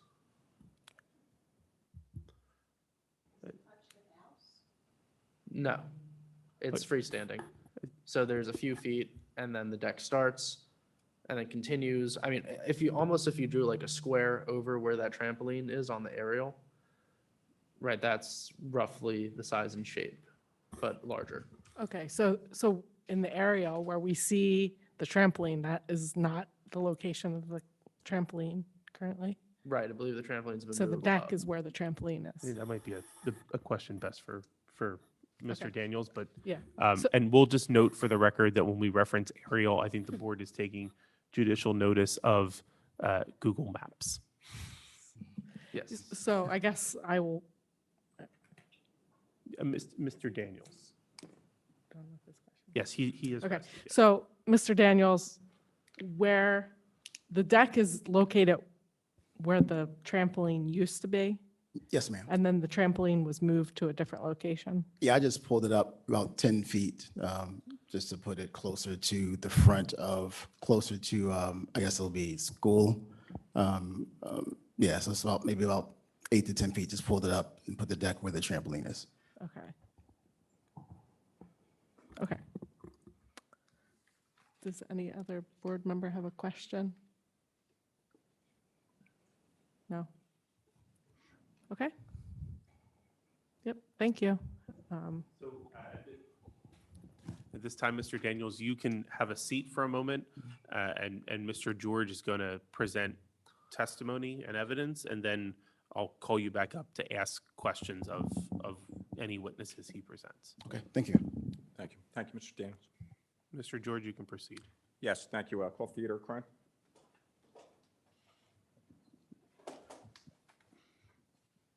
If we can have Mr. Crone sworn when he gets up to the microphone.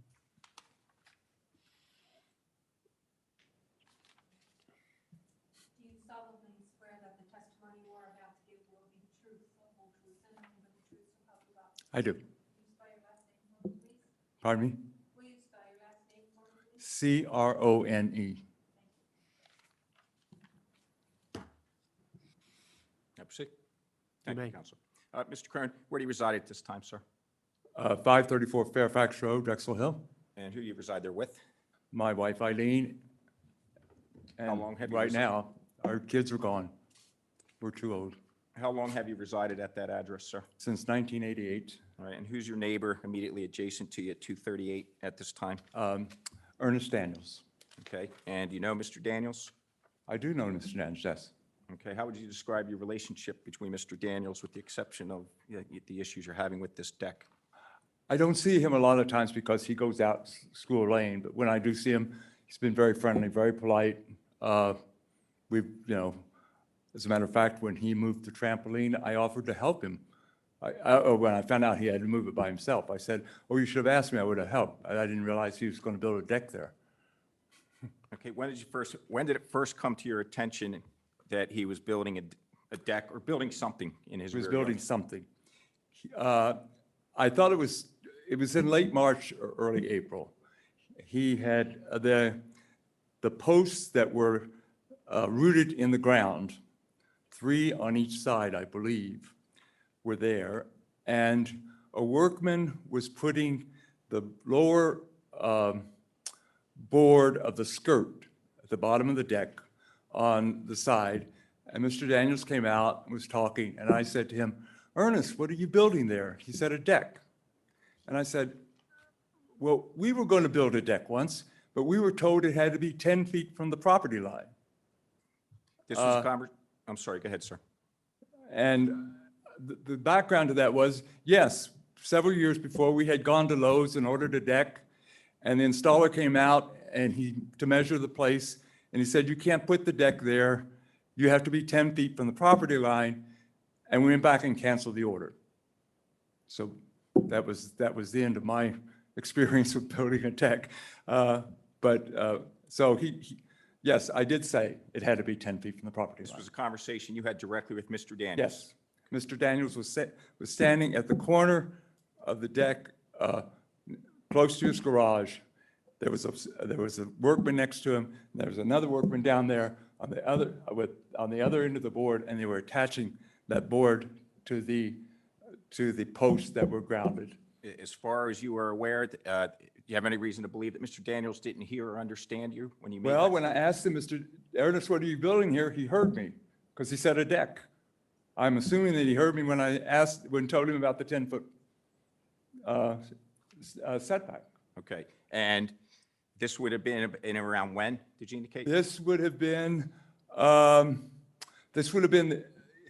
thought it was April, either late April or mid-April to early May. Okay, and based on what you observed at that time, did it appear to you he was in the beginning stages of the construction?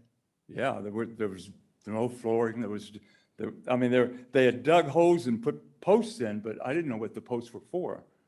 Did Mr. Daniels and you have any further communications about any required setbacks for purposes of this deck?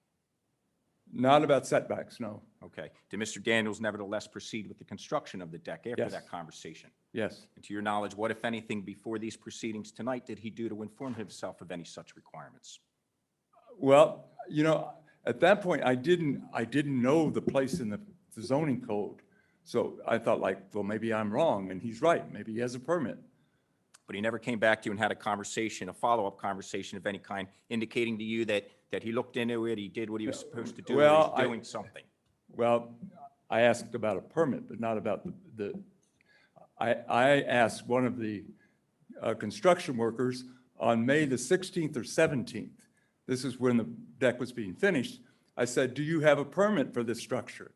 And he says, "You'll have to ask Ernest. He's taking care of that." And did Mr. Daniels ever follow up with you after that exchange with one of his workers? No. As a matter of fact, I don't think we've communicated since then. We've sort of been avoiding one another for good reason. Okay. Did you take pictures of the subject deck in the surrounding areas of your respective properties for purposes of these proceedings? I believe you have them. I do. Madam Chairwoman, if you were going to direct me in terms of protocol here?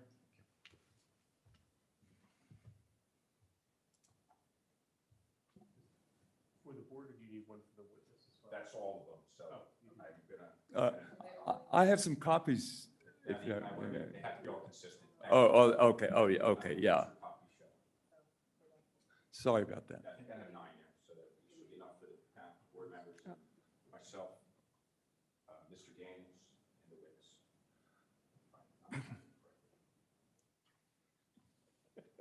Did I give enough?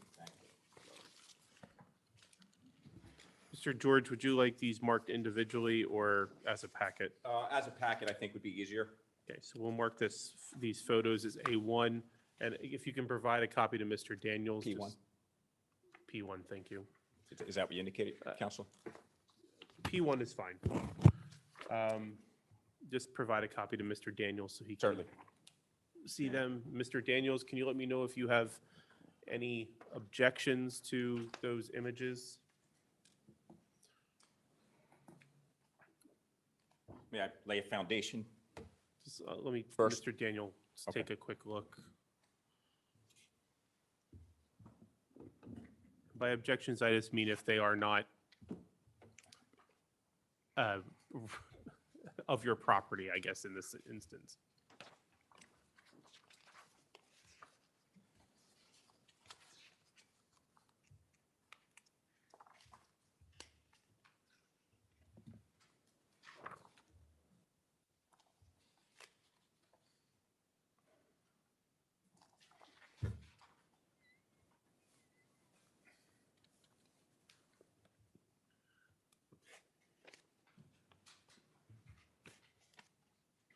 We okay to proceed, Mr. Daniels? Okay, no objection from the applicant. If, Mr. George, if you want to Thank you. May I approach proceed. the witness? Yes. Mr. Kern, showing you what's been marked for identification as P1. Packet of, I believe, 5 Yes. photographs? Should I describe this? 6 photographs. Oh. Do you recognize these photographs, sir? Yes, I took Did you it. take these photographs? Yes. Okay. Could you go through each individually and do the best that you can to display them to the board? Also give Mr. Daniels an opportunity as well, if you could turn around and show him and explain what each depicts. Okay, P1, First page. first page, is a picture of the deck that runs along the fence that is on my property line. Those boards are on his property line, within his property line. Sorry, Mr. Krohn, if you're describing something in the picture, please, I know it's not necessarily the easiest thing, try to point Oh, okay. Oh, good out idea. what you're Thank you. describing Thank to you. the board Okay. members and also let This Mr. deck Daniels see. is on the property line between our two properties. Mr. right? Daniels as well. If you look through here, you can see asphalt. That is my driveway. This is Mr. Daniels' deck, 22 feet long. Okay, this is the distance between his deck and my property line. Did you measure that distance? I measured the distance I could measure it with a yardstick. It's 2.5 feet approximately. Have you ever noticed Mr. Daniels running a lawnmower or a tractor through that section of his yard between the deck and the fence? Never. Do you believe that a lawnmower or a tractor would even fit down that pathway? Well, it would be difficult because there's a small area on both ends here. How do you get it in there? Okay, proceed. The next photograph.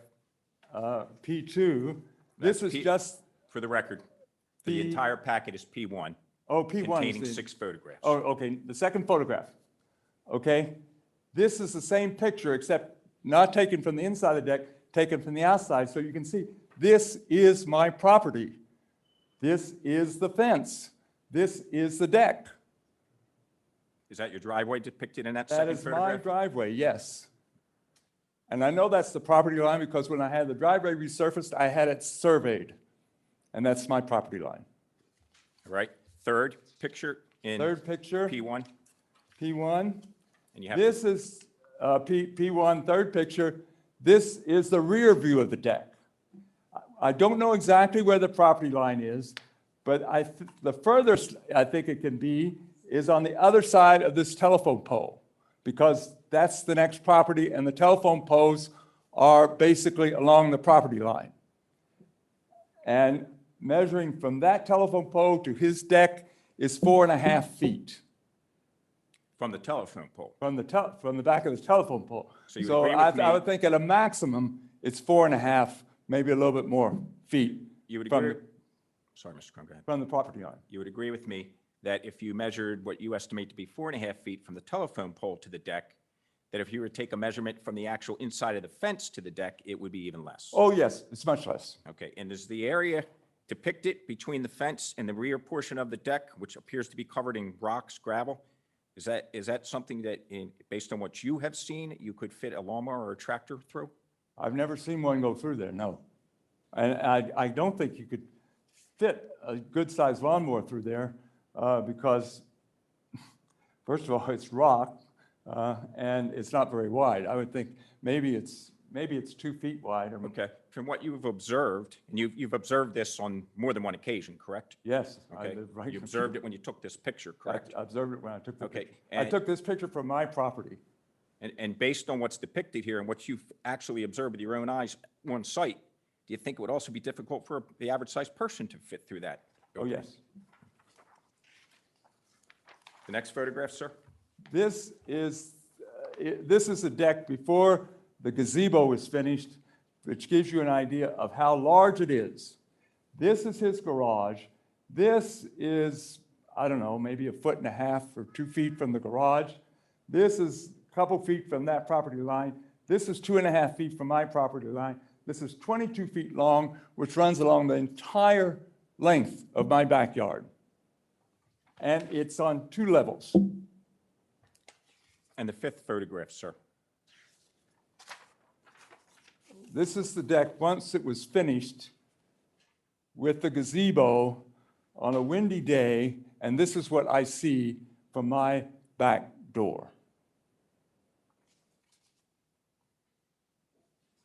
And the sixth photograph, sir? And this is a deck at nighttime, which I took. I have a small deck on top of my garage. This is the picture I took from that small deck on top of my garage, looking at this, what looks like a nightclub. So I do think I'm being affected by this deck. And since you mentioned that, Mr. Cronin, let me ask you, please explain to the board what your concerns or issues are with the deck. First of all, privacy. Mr. Daniels mentioned he brings 15 or so people out for a gathering every weekend and wants to use the deck for that. So anytime he has a whole barbecue outfit out there. So anytime he is entertaining on the deck, you can hear it through my kitchen window. You can hear it upstairs in my back bedroom. And which is fine. I mean, he has a lot of good friends, you know, and a great family, but they need to respect my privacy and the value of my property. How much are people going to devalue my property because they're up against that fence? You can guess, but maybe you know, but eventually, I'm 81. I'm not going to live there forever. Mr. Cronin, is there anything particular about or unusual about Mr. Daniels' property that would require him to seek relief from this board to build such a large deck? No. I mean, the property is relatively flat. I mean, he was able to drag the trampoline from where the deck is all the way to the other side of his property, so it couldn't be that difficult. If there's some different elevations, he has a different elevation already on this deck. As far as the side yard setback is concerned, from what you've observed and what you know about the rear portion of his property, does he have enough room to build the deck 10 feet away from your property line within the confines of his rear yard? Exactly. You know, he could build it, if he moved it to the other end, the other side of the garage, this being the garage, if he moved it to the other side of the garage, he would be well beyond 10 feet from my property line and closer to his back door. You've lived in this neighborhood how long? 34 years. Okay. And are you aware of anybody else in that neighborhood having a deck as large as that Mr. Daniels has built? No. So do you believe that deck to be consistent with the nature and character of the surrounding properties in the neighborhood? No. As a matter of fact, many neighbors said to me, gosh, what is he building there? Okay. What, if any, hardships do you understand Mr. Daniels to be suffering from which required him to build such a large deck? Or what hardships, if any, is he faced with at this time, to your knowledge? This time, he's not facing any hardship except, you know, the hardship of modifying the deck, but he caused the problem, so that shouldn't count. Anything else you wish the board members to know in consideration of the application tonight? Well, there's one consideration, which is I beg you not to have a continuance on this because I will not be in town on November 22nd. And December meeting is beyond 45 days. So I hope we could get a decision Uh, tonight. Yeah, Or there was any suggestion of a continuance? yeah, I think we're Having the pretty hearing much. right You're- now. you're Through- beyond that. yeah. Okay. I'm beyond that too. Okay, thank you. That's all I have. Thank you, sir. Mr. Daniels may have some questions for you. Oh, I'm sorry. Okay, that's okay. So, Mr. Crone, please stay at the microphone. Mr. Daniels, this is now your opportunity to ask Mr. Crone any questions. But you'll have to come up and use a microphone to do so, which we can have you go up to next to Mr. Chast. I don't have any questions. You don't have any questions? Okay, so does the board have any questions for Mr. Crone? No, okay. Specific to Mr. Crone and his testimony? Go ahead. Hi, Mr. Crone. Hi. I thought I heard you say one of your concerns is Can privacy. you, I can't hear you. I'm a little, I thought I heard you say one of your concerns was privacy. yes. Did you mean your privacy or his privacy? I meant my privacy. I Okay. mean, when there are people on that deck, that's my back door that I go in and out of. And it's, you know, it's not 10 feet from my back door, but it's like 2.5 feet from my fence, from his fence, I'm sorry. Okay, so if the deck were not there and the 15 people or the group or company was at his property, would you still have privacy? I you would have feel more that way? privacy well, I tell you, when the trampoline was there, it was fine. The kids would come out and play on the trampoline, that was fine. I mean, that's what kids do, and it's not a permanent structure. But you got to remember, the deck stands a couple feet high. So Right. when people are on that deck, they are above the fence. Okay, so you're saying the deck, by being elevated, they can see into your back Yeah, by door? being a deck, it's elevated, and therefore, like, you know, I mean, right now, you can actually see the top of his grill above his fence. I understand that. So I'm just trying to understand the privacy thing.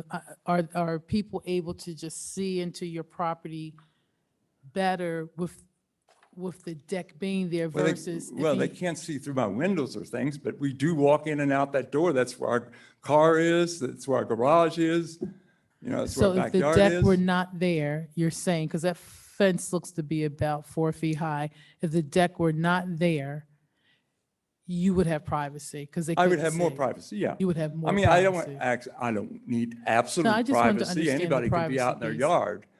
But to Okay. hold a meeting every weekend with 15 or so people on a deck next to your yard is, So you're saying it's kind of a nuisance? it's sort of, you know, it's sort of like you don't feel like you could go outside, you know, because they're talking and they think, are they listening to us or whatever, you know?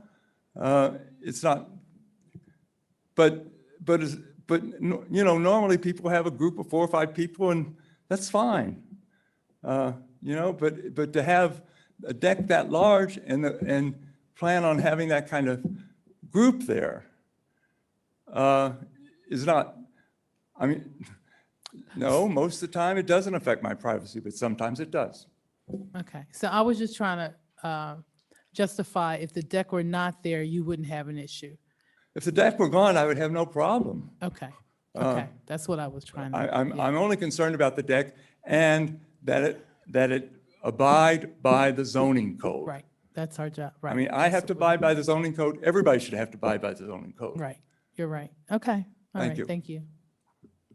Oh, I'm sorry. Any more questions? I don't have any questions for you. Yeah, No. you have any more questions? Okay. I have a question for Mr. Daniels now that I've seen the photos, so if you don't mind coming back up. It does look like, from the photos that he provided, you pretty much put the deck in the backmost corner of the property. Correct. I was just wondering if there was a reason why you didn't put it. Yeah, so there were, well, one real reason, the back slopes, and when I had someone come out, that was the least slope of the backyard. So we figured that would be the most advantageous place to put it without doing a whole ton of flattening out the grass, and just keeping it as close to the back as we could. So there wasn't any other like I said, logical or understanding as to why I put it as close to the back. I had a few guys come out, they said, hey, you probably put it as close to the back as you can because this is the most leveled space where the backyard is, as opposed to putting it closer to the front where they had to do more work to till the ground to flatten it. So he said this is probably the best bet for them to do the work. But the deck is elevated, so Yeah. it's above the ground. So, Yeah, I don't, like I said, I wish I had an answer as to why. When I looked, my research, I looked on Pinterest, looked on certain outlooks. I said, man, this would be great to do. I asked somebody to come take a look at it. He said, yeah, I think you should put it in the back because it's the least, slow down. it's the least. Slow down, I'm yeah. sorry. What I did was I went on Pinterest and just looking at some different designs. I had some people come out who are designers say, hey, what do you think this deck looks great at? They advised, hey, it would be great if it's closer to the back. I bought a guy out. He said, hey, it would be good if it's closer to the back. Less work they had to do for us tilling the ground or getting it level. He said, this isn't as bad, but they can work with it. So they were able to put it in the back of the deck or back of the grass.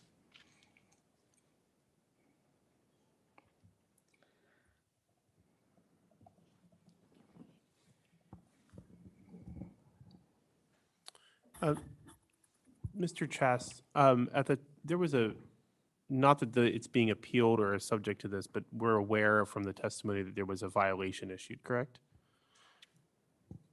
That's correct. At the time the violation was issued or this deck became in the awareness of the township, was the gazebo structure on top of the deck?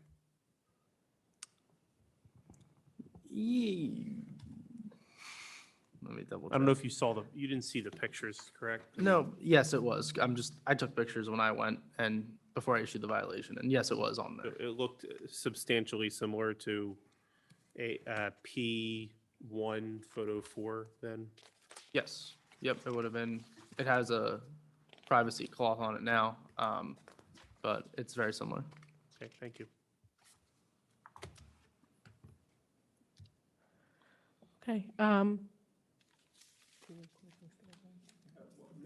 Mr. George, based on those questions, I'm sorry, I should have asked this before I asked my question, Mr. Chast. Based on the questions posed to Mr. Daniels, do you have any other questions for him? I do not. Okay. Thank you. You don't have to provide. Is there any other public comment for this application? I guess hearing none.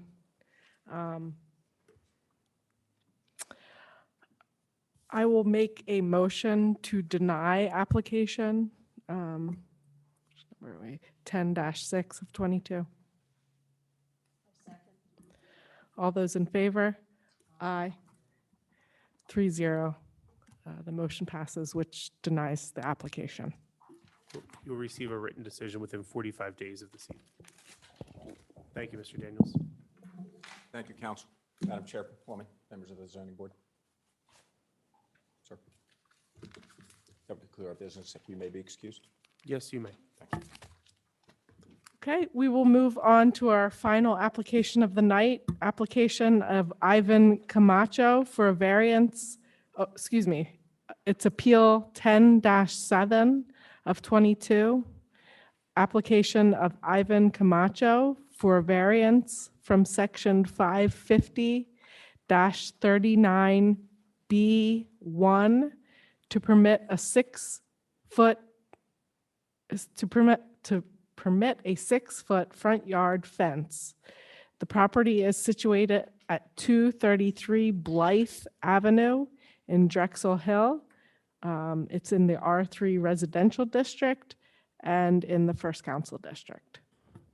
Mr. Chast, do we have notice photos for this application? Yes, they weren't sent, but I can take them myself. No issues with compliance? No, Okay. It's So- compliant. Thank you. We'll enter the following exhibits. ZHB1 will be the application packet. ZHB2 will be the notice photos, and ZHB3 will be the proof of publication. If we can have, I guess we have Mr. Camacho, Ivan, and your name? Jomara. Can you say that again? I don't think we got yet. Jomara. Jomar? Jomara. Can you Can you spell that for us? YOMIRA. Will you be testifying this evening as well? Will you be speaking to the board tonight? Well, our translator didn't show up, so I will try my best to explain. Okay. And We're gonna have the court reporter swear you in first, okay? Both of them, yes. Will you please raise your right hand, please? Do you solemnly swear that the testimony you are about to give will be the truth, the whole truth, and nothing but the truth, so help you God? we do. What's your primary language? Spanish. Spanish? Okay. We'll do our best to try and fill in the blanks. I have very limited, but we'll work with you here. So you understand it, verdad, right? That you'll speak. Okay, cool. If you can just tell us why you want a 6-foot-high fence in your front yard. Why that tall?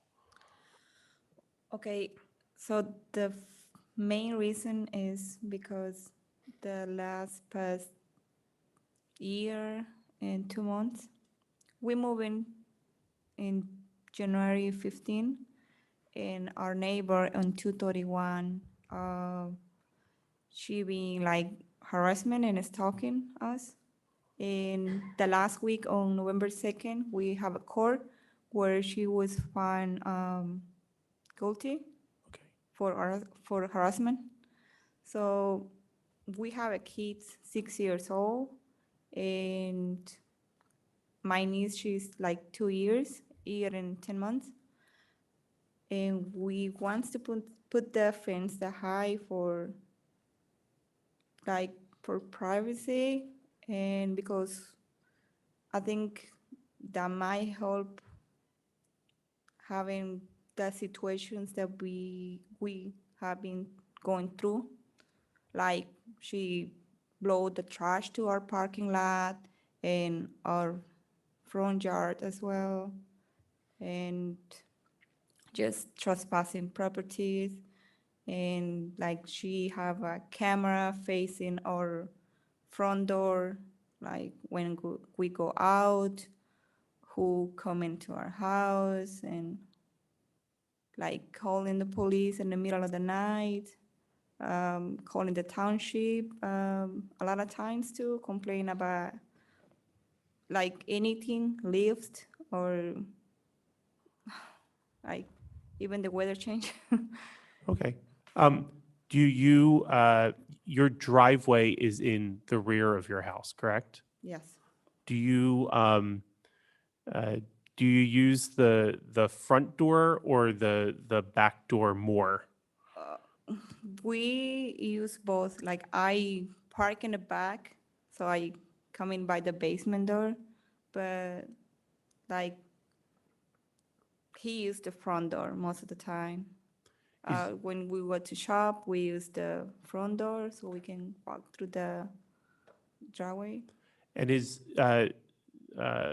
all of your backyard driveway, the whole thing is driveway?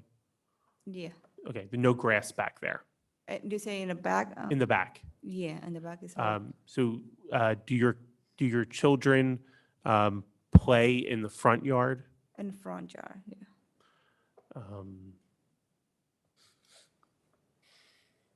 All right.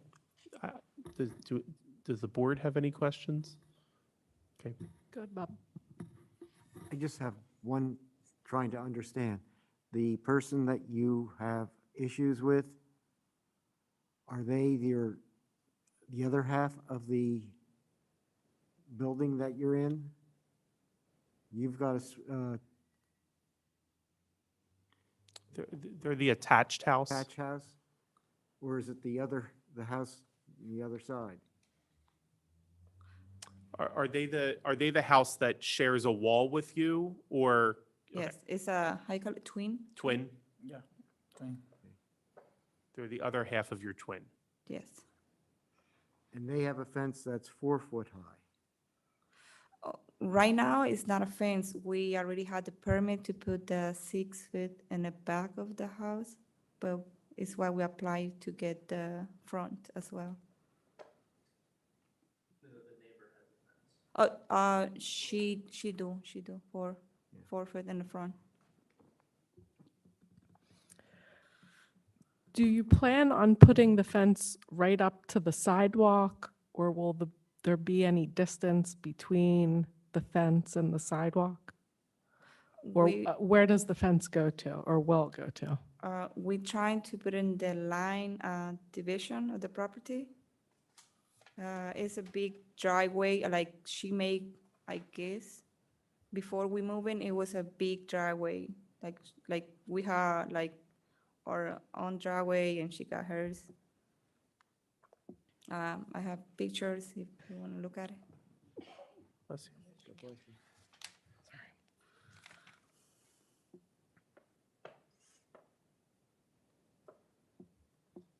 You're saying it will be set back from the public sidewalk, right?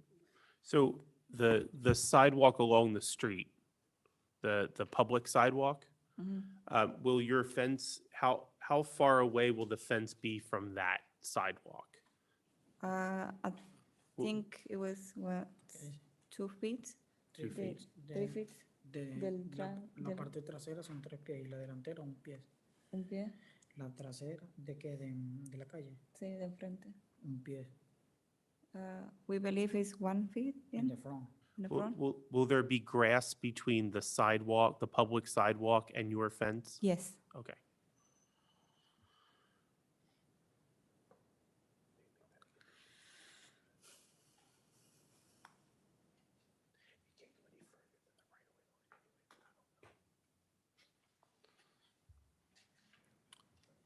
Are there any other questions for the applicant?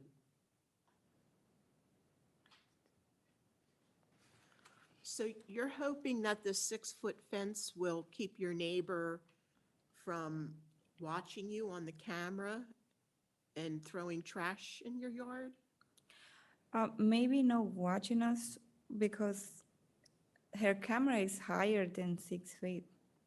But at least when like the baby's playing, they can be, like no trespassing her property, or because this is what she don't like, I think.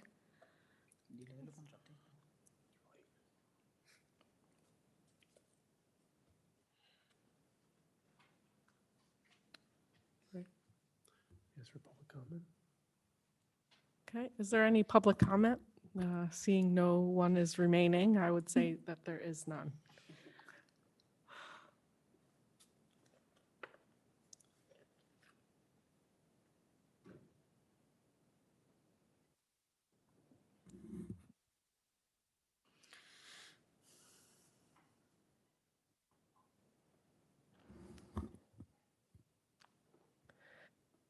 I will make a motion to approve application 10-7 of 22. Do I have a second? Oh, before I do that, I will make a motion with the condition that the fence is set back a minimum of 1 foot from the sidewalk. Thank you. Do I have a second? All those in favor? Aye. Motion passes. You're good. Thank you very much.